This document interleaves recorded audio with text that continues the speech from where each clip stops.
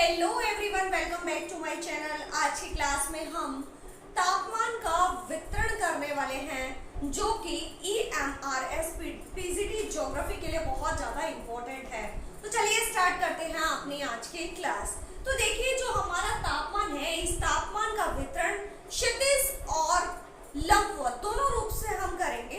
तो क्षैतिज रूप से अगर इसके वितरण की मैं बात करूं तो यहाँ पे क्षैतिज वितरण का मतलब होता है अक्षांशीय वितरण, कि जब हमारी पृथ्वी पर हम निम्न अक्षांश से ऊपर की तरफ या उच्च अक्षांश की तरफ जब हम जाते हैं तो हम देखेंगे कि जो तापमान है उसमें जो है कमी नोट की जाती है। अगर हम पृथ्वी पर जो हमारा अक्षांश है, अक्षांशों से रिलेटेड इसको करके देखें तो यहाँ 0 डिग्री से जब हम यहाँ पे 90 डिग्री उत्तरी ध्रुव या दक्षिणी ध्रुवों की तरफ जाते हैं तो यहाँ पे जो तापमान है, इन तापमान में गिरावट देखने को मिलेगी। तो यहाँ पे अगर देखोगे 0 डिग्री के आसपास तो टेम्परेचर यहाँ पे उच्च दिखाई देगा। अगर हम देखते हैं तो यहाँ पे जो आपका पोल्स है, ध्रुवों की तरफ जो तापमान है वो निम्न दिखाई देता है। ठीक है, तो अगर देखोगे तो सर्वाधिक, अगर अधिकतम टेम्परेचर देखोगे तो कर्क रेखा 23.5 डिग्री, अक्षांश रेखा जो है नॉर्थ में तो उसको कर्क रेखा कहते हैं, जबकि दक्षिण में 23.5 डिग्री अक्षांश रेखा को मकर रेखा कहते हैं। तो अधिकतम जो टेम्परेचर है वो कर्क रेखा और मकर रेखा पर रहता है। और ये कर्क और मकर रेखा पर क्यों रहता है? क्योंकि कर्क रेखा जो है, या कर्क रेखा और मकर रेखा पर जो बादलों की स्थिति है वो नहीं होती है, और जो सौर ऊर्जा है वो अबाध रूप से क्या होती है, ऊपर जो आपका है शून्य में चली जाती है। तो यहाँ पे जो है बादल बनना और इस तरह की प्रक्रियाएं यहाँ पे कम होती है।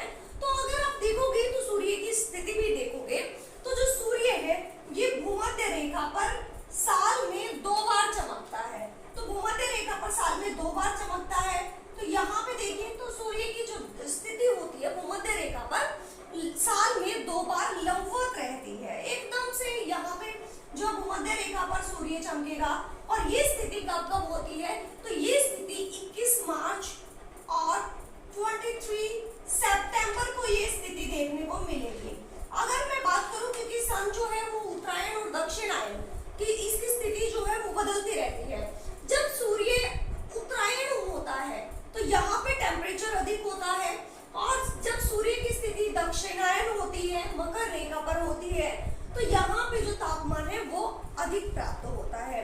तो साल में 2 बार सूर्य की स्थिति कहाँ पे होती है? भूमध्य रेखा पर होती है, जबकि साल में 1 बार कर्क रेखा पर चमकता है 21 जून को, और 1 बार मकर रेखा पर चमकता है 22 दिसंबर को।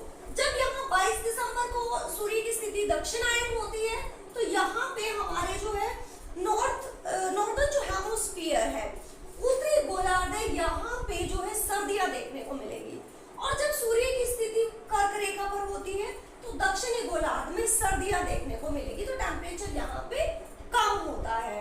तो इस प्रकार से अगर आप देखोगे तो आपका जो 0 डिग्री से लेकर 6 डिग्री के आसपास, तो यहाँ पे जो दिन होता है, यहाँ पे जो 30 दिन सूर्य जो है एकदम से लंबवत चमकता है। और यहाँ पे क्योंकि देखो इस क्षेत्र में बादल छाए रहते हैं, संवहनीय धाराएं यहाँ पे चलती है, यहाँ पे बारिश संघनन प्रक्रिया जो है वो यहाँ पे होती है, और बारिश यहाँ पे हर दिन आती है। तो देखोगे तो यहाँ पे जो अधिकतर सूर्य की अधिकतर ऊर्जा है वो वाष्पीकरण और संवहन के द्वारा जो सूर्य की ऊर्जा है ये बहुत ज्यादा खर्च हो जाती है। जबकि अगर देखोगे तो आपका 17.5 से लेकर 23.5 डिग्री अक्षांश के बीच में इस तरह की स्थिति नहीं होती है। और यहाँ पे जो हमारी गर्म हुई है, गर्म हवाएं इस क्षेत्र में उतरती है, बादल यहाँ पे नहीं बनते हैं, तो यहाँ पे मौसम जो है वो खुला रहता है। और इस क्षेत्र में आप देखोगे तो क्योंकि इस क्षेत्र में गर्म हवाएं उतरती हैं तो प्रति चक्रवातीय दशाएं इस क्षेत्र में देखने को मिलेंगी। तो ये था हमारा तापमान का क्षैतिज वितरण।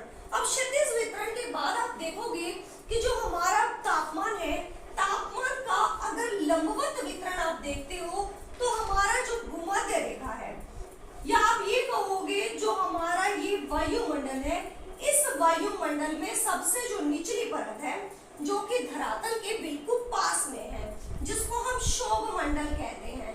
तो ये जो क्षोभ मंडल है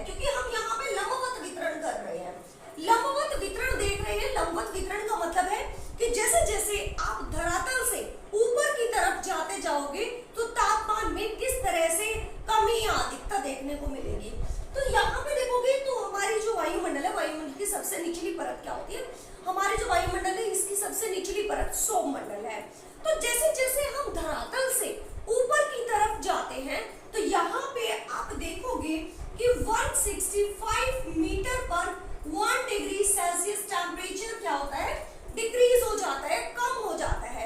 और ये स्थिति केवल और केवल क्षोभ मंडल तक ही देखने को मिलेगी, जिसको हम नॉर्मल लैप्स रेट कहते हैं या सामान्य ताप ह्रास दर कहते हैं। तो क्षोभ मंडल की ऊंचाई अगर देखते हैं ध्रुव पर 8 और भूमध्य रेखा पर 18 किलोमीटर तक होती है। तो ये स्थिति जो तापमान है, तापमान में गिरावट कहां तक देखने को मिलेगी, ये क्षोभ मंडल में तापमान में गिरावट देखने को मिलेगी। दूसरी परत हमारी आती है समताप मंडल। अब देखिए क्षोभ मंडल से जैसे आप ऊपर जाते हो तो हमारा जो तापमान, क्योंकि यहाँ पे तापमान में गिरावट आ रही थी, जबकि यहाँ पे जो टेम्परेचर है वो इंक्रीज हो जाता है और इंक्रीज होकर भी 0 डिग्री सेल्सियस तक पहुंच जाता है। कहाँ पे, समताप मंडल में। और आप कह सकते हो कि 30 किलोमीटर की ऊंचाई तक। तो 30 किलोमीटर की ऊंचाई तक अगर आप देखोगे 18 से लेकर 30 के ऊपर तक आप देखोगे तो यहाँ पे टेम्परेचर इंक्रीज होता है, क्योंकि हमें पता है कि समताप मंडल में ओजोन गैस मिलती है और ये ओजोन गैस क्या करती है, सूर्य से आने वाले प्रकाश का या ऊर्जा का अवशोषण कर लेती है, जिससे जो टेम्परेचर है उसमें यहाँ पे जो है वृद्धि देखने को मिलेगी। अब जैसे ही आप दूसरी परत में जाते हो तो आप देखते हो कि हमारी जो तीसरी परत आती है ये आती है मेसोस्फीयर या मध्य मंडल। इस मेसोस्फीयर में जब हम जाते हैं तो यहाँ पे तापमान में वापस से गिरावट देखने को मिलेगी।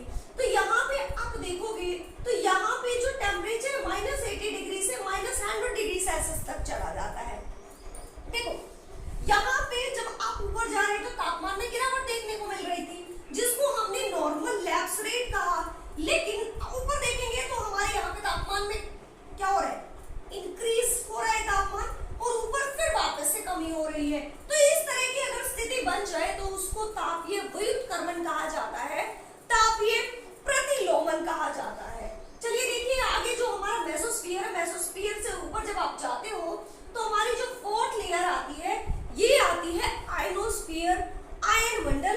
और इस आयन मंडल में क्या होता है, इस आयन मंडल में तापमान में वापस से जो है वृद्धि देखने को मिलती है। तो इस प्रकार से आप ऊपर जाते जाओगे तो हमारे जो तापमान है, तापमान में आप वृद्धि देखने को मिलेगी। तो अगर हम यहाँ पे लंबवत वितरण देखते हैं तो यहाँ क्षोभ मंडल में तो हमारा देखेंगे कि तापमान में गिरावट देखने को मिलेगी, जबकि इससे ऊपर आप जाते हो तो तापमान में जो है वृद्धि होती है और मेसोस्फीयर में पहुंचने के बाद यहाँ पे वापस से तापमान में गिरावट देखने को मिलती है। और इसके बाद आयनोस्फीयर, आयनोस्फीयर में हम देखेंगे तो तापमान में वृद्धि होती है, जबकि आप एक्सोस्फीयर में जाते हो तो वहां भी आपको तापमान में वृद्धि देखने को मिलती है। तो ये था हमारे तापमान का लंबवत वितरण। अब हम देखते हैं कि जो हमारा तापमान है, इस हमारी जो पृथ्वी है, इस पृथ्वी को कुछ ताप कटिबंधों में बांटा गया है। तो हमारी जो पृथ्वी है, पृथ्वी पर कितने ताप कटिबंध है या टेम्परेचर जोन कितने हैं और किस प्रकार से यहाँ पे तापमान संबंधी दशाएं रहती है, तो चलिए देखते हैं। तो यहाँ पे अगर हम देखें तो हमारी पृथ्वी को 5 तापीय कटिबंधों में डिवाइड किया गया है। तो पहला जो हमारा कटिबंध आता है ये आता है 23.5 डिग्री साउथ से 23.5 डिग्री नॉर्थ की तरफ, या आप ये कह सकते हो कि मकर रेखा से कर्क रेखा के बीच। तो कर्क रेखा और मकर रेखा के बीच का जो क्षेत्र है, ताप कटिबंध है, इसको उष्ण कटिबंध कहा जाता है। तो उष्ण कटिबंध में क्या होता है, तो उष्ण कटिबंध में हम देखेंगे तो सूर्य की जो किरणें हैं वो एकदम से लंबवत यहाँ पे रहती है। और लंबवत क्यों रहती है, क्योंकि हम देखते हैं कि साल में 2 बार जो सन की स्थिति है वो कहाँ पे रहती है, भूमध्य रेखा पर रहती है। एक होती है आपकी 21 मार्च को और एक होती है 23 सितंबर को। तो साल में 2 बार यहाँ पे जो सूर्य की स्थिति है एकदम से लंबवत रहती है। तो पूरा साल इस क्षेत्र में हम देखेंगे तो सूर्य की जो किरणें हैं वो एकदम से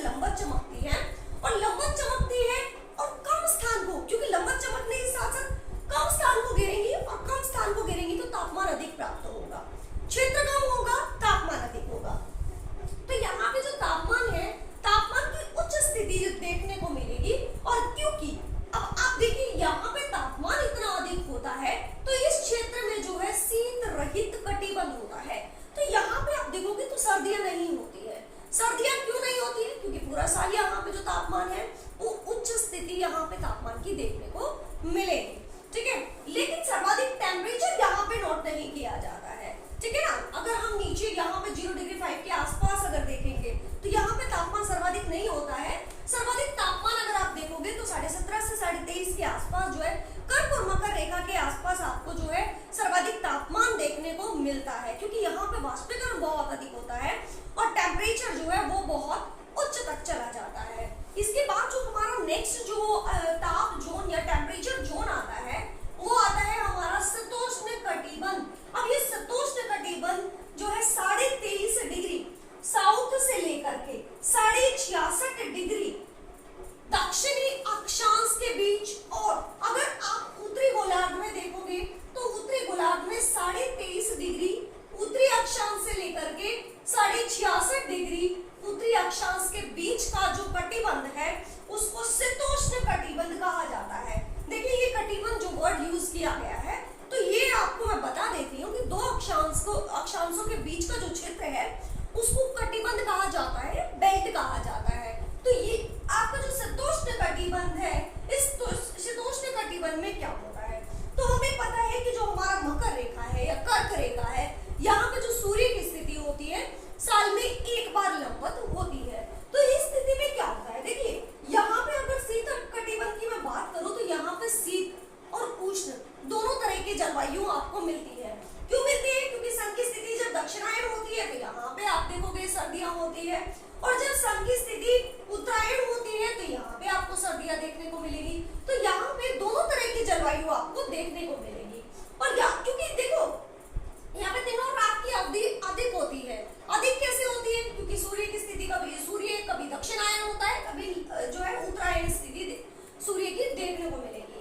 अब सूर्य की उत्तरायण व दक्षिणायन स्थिति के कारण यहाँ पे ऋतु में पर्याप्त परिवर्तन देखने को मिलेगा। अभी मैंने बताया कि यहाँ पे जब सूर्य की स्थिति दक्षिणायन होती है तो यहाँ पे हमारा जब गर्मी की ऋतु आती है, जबकि यहाँ पे सर्दियों की ऋतु रहती है। और अगर सूर्य की स्थिति उत्तरायण होती है तो यहाँ पे सर्दियां देखने को मिलेगी और गर्मियां देखने को मिलेगी। तो यहाँ पे ऋतु परिवर्तन जो ऋतु में बहुत ज्यादा अंतर यहाँ पे देखने को मिलेगा। नेक्स्ट आपका आता है शीत ऋतु और ग्रीष्म ऋतु के तापमान में भी यहाँ पे अंतर देखने को मिलेगा। सर्दियों में तापमान बहुत कम चला जाता है, जबकि गर्मियों में आप तापमान देखो तो बहुत अधिक तक चला जाता है। नेक्स्ट हमारा आता है शीत कटिबंध या जो हमारा फ्रिज जोन है, जहां जो 66.5 डिग्री उत्तरी अक्षांश से 90 डिग्री उत्तरी अक्षांश और 66.5 डिग्री दक्षिणी अक्षांश से लेकर के 90 डिग्री दक्षिणी अक्षांश के बीच का जो क्षेत्र है जिसको हम शीत कटिबंध कहते हैं।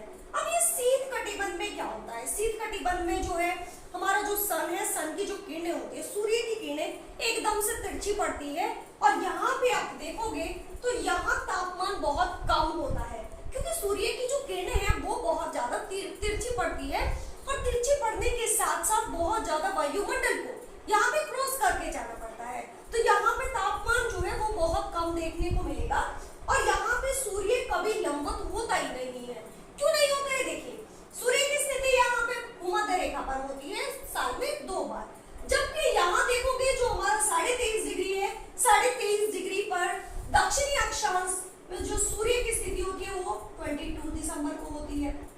जबकि अगर आप देखोगे 23.5 डिग्री जो नॉर्थ है, उत्तरी गोलार्ध है, तो यहाँ पे सन की स्थिति जो है वो 21 जून को देखने को मिलेगी। तो अब हम देखेंगे कि सूर्य जो है, सूर्य जब भी उत्तरायण या दक्षिणायन होता है तो यहाँ पे जो सूर्य है जब दक्षिणायन होगा तो यहाँ आप देखोगे यहाँ हल्की फुल्की रोशनी आपको देखने को मिलेगी, लेकिन टेम्परेचर तो बहुत कम होता है क्योंकि सूर्य की किरणें तिरछी रहती है।